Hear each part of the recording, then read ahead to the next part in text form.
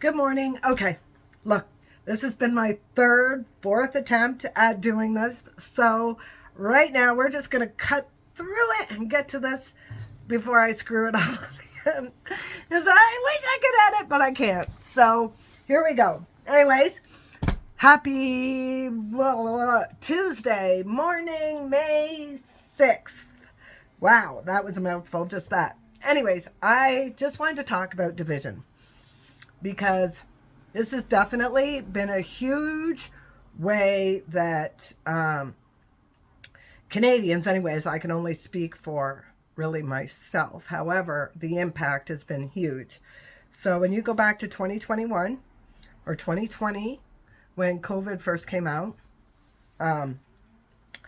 my mother was terrified, and Joanne, you got to get the vax, you got to get the vax, got to get the vax. And she was literally calling my phone like 10 times a day, Googling stuff, trying to get me to go to this place or to that place to go get it. And I just was like, Mom, I don't want to get it. I don't want to get it. And she really was breaking her heart watching me go through this. So eventually what I did is I lied to her, and I told her that I got it when I had not.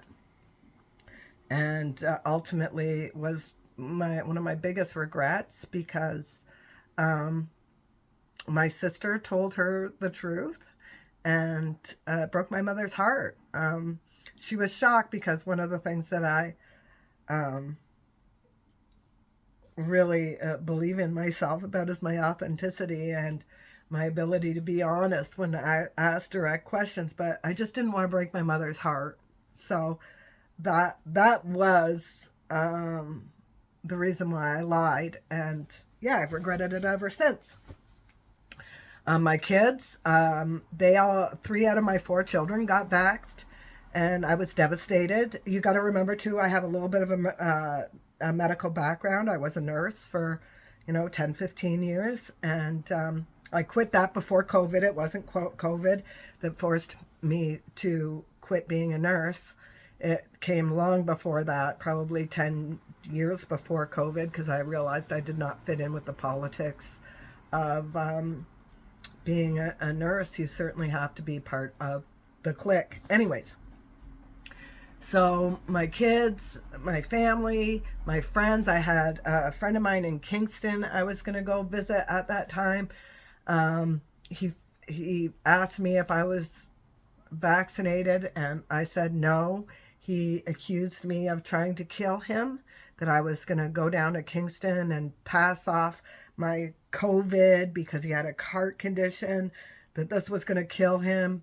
Imagine now, knowing now that everything that we know about the vaccine and myocarditis and all these things, that it was on me. Anyways, we haven't talked since, by the way. I'm actually wondering how he's doing right now at this moment. Curious. Anyways, I wanted to fast forward all this to 2026, because I got a message from a good friend of mine the other day, whom I've never met, but we've been friends on Facebook for quite a few years now. And he said, Joanne, I disagree with probably pretty much of everything that you say, but I love you anyways. And honestly, it made me cry. Made me cry, because I was so happy, so grateful that we could have this discussion, that it didn't matter that he completely had different concepts, different ideas that mine were, and I love you anyway. I'm not going to call you names. I'm not going to, tell you how stupid you are for feeling that you have those belief systems. No, I'm going to love you anyways. And just so grateful. So grateful. I mean, here we are 5 years after COVID. It's kind of crazy that we can even say that. But when I think about all the things that had happened during that time, and I mean, now still I isolate a lot. Like, I really don't have much of a social life. I don't talk to people. I walk my dog. That's pretty much the extent of my days, except I read a lot. I research a lot, maybe a little bit more than I should. which was probably his point exactly. But it's difficult, and I know that like my energy can be a lot to take on, and so people kind of love me for short periods of time. Anyways, I just wanted to say how amazing that moment was in my life, because, and we need more.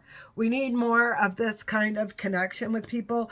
I'm so scared. Like, people are talking about this loneliness epidemic, and I see it everywhere. I see so many people online that just want to be connected to something, and we're all seriously so divided that it makes it really difficult for people to say, I disagree with you, but I love you anyways. And I mean, as a Christian too, that's part of all of it, right? Is love your enemy.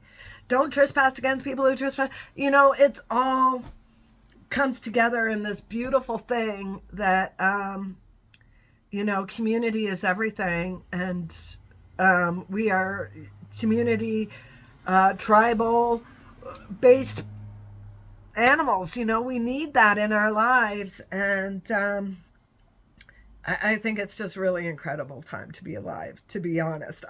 You know, so many people are complaining about this, that, and the other. And honestly, there's a lot to complain about. Gas prices are soaring through the roof. I don't know about other places, but in Ottawa, I think it was like $1.90 this morning. So it's getting a little crazy. And with gas prices rising like that, it's going to be food prices are coming along with it. So it's going to be a little bit of sticky times. However, I love the fact this is a historical moment. No matter what you think, what's happening right now is it's amazing. It's truly amazing, and I'm grateful that I get to be a part of it. I'm grateful that I get to live this incredible life. I have an amazing dog. I have the people that I am close with, I'm very close with. So I'm grateful for all those connections. And just thank you, universe. I love you all. Have an amazing day. Regardless whether the sunshine comes out. I truly wish you all the best. Mwah! Let's see. I don't have to freaking edit this one.